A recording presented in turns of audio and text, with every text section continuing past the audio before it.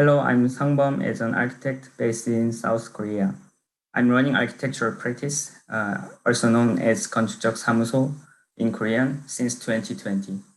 Thanks for inviting me to give this talk. And today what I'm going to share is Balcony is a New Garden, which is about Korean gardens, definition between nature, artificial.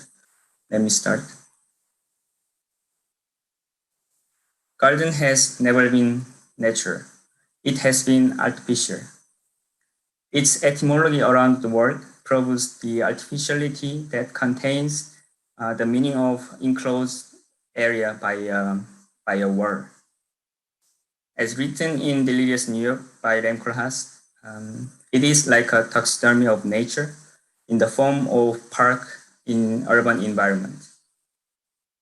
However, gardens in South Korea, where apartment buildings form a major residential prototype, could be newly defined as natural. This project, titled Balcony is a New Garden, suggests an alternative meaning of natural space. Especially it will be discussed through the metropolitan environment in South Korea.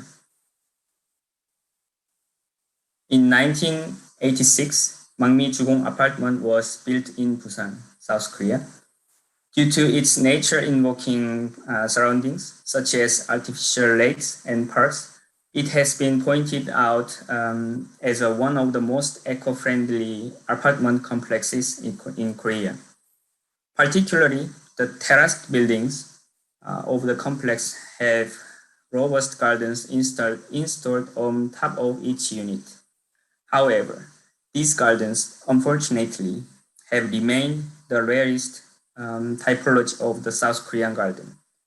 With the revised building code for a balcony in 1988, these unique apartment constructions have never happened again. The revised building code in 1988 was to deduct the balcony surface from the gross internal area if the balcony was under 1.5 meters wide from the outward.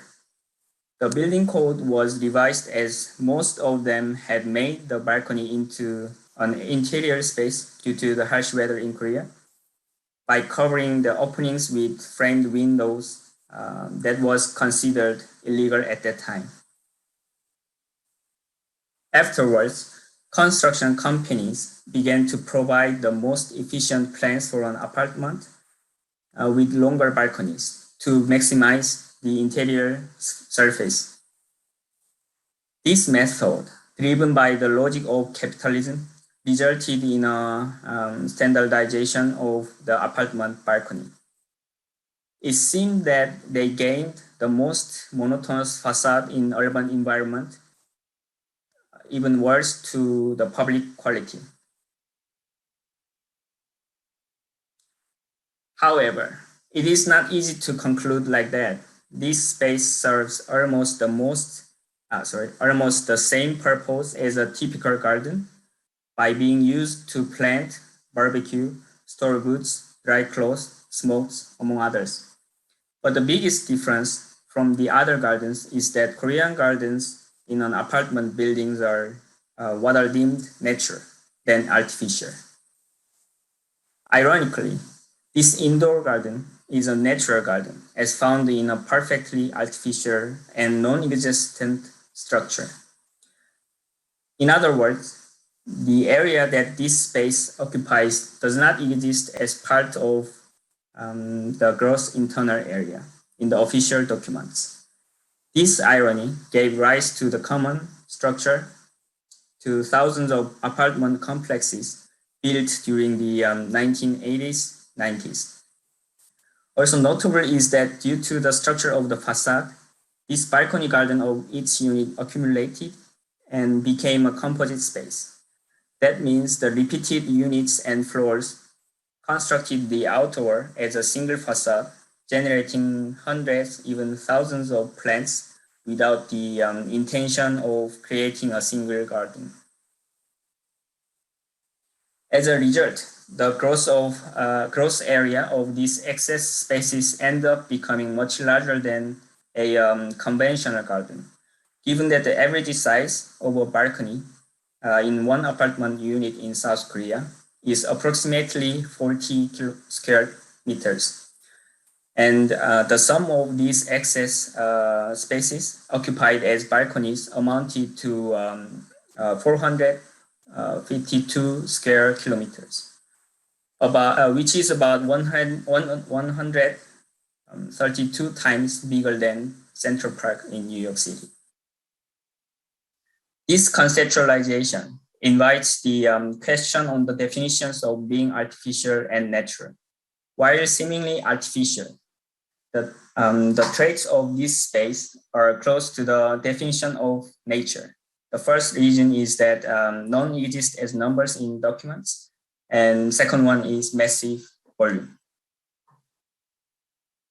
Thus, the discussion around gardens in apartment complexes should be treated with more attention to the making of resilient cities, especially given the irony that the residential archetype in South Korea consists of buildings piled up with artificial concrete,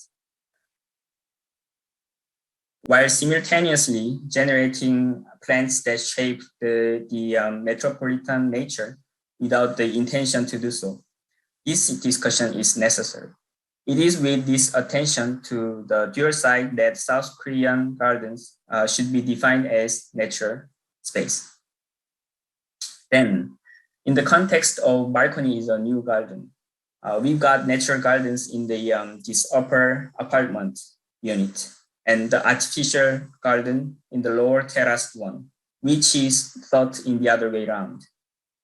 The flexibility of the balconies is not created due to the man-made intentions, but rather due to the accidental urban situation that invented the new archetype of a garden, the natural space. The previous building code in 1708 originally began to prohibit the incorporation of the balcony as an internal space. However, the important revision in 2005 was put into effect, ironically allowing the refurbishment of the balcony space as usable interior space, like a living room. Since this revision took place, the public has started to extend the internal space into the balcony, like a lobotomy. And today in South Korea, everybody wants to buy this extended apartment, losing the robust natural gardens for larger indoor space. In this sense, what if these natural gardens are the last remaining wild nature in our urban environment? Shouldn't we try to preserve both nature and space? Or is this another human-centric decision to revise the building codes yet again to protect this massive natural landscape? Then, is this balcony garden artificial and nature? Artificial or natural? The installation was built as an abstract of the balcony for the infrastructural nature. In the urban situation that we are covering all the surface on the planet, I insist that we need to discuss the city without a dichotomy between urban development and protection for nature.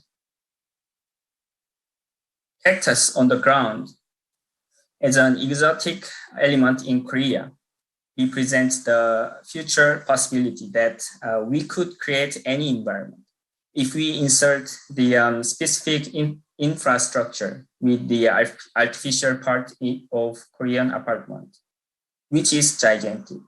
I think it is much easier for us to change the environment using this huge structure. Korean gardens could be developed into urban natural evolution for our environment to provoke this definite agenda. I hope this proposal was interesting to you to make the resilient city, and thank you for listening.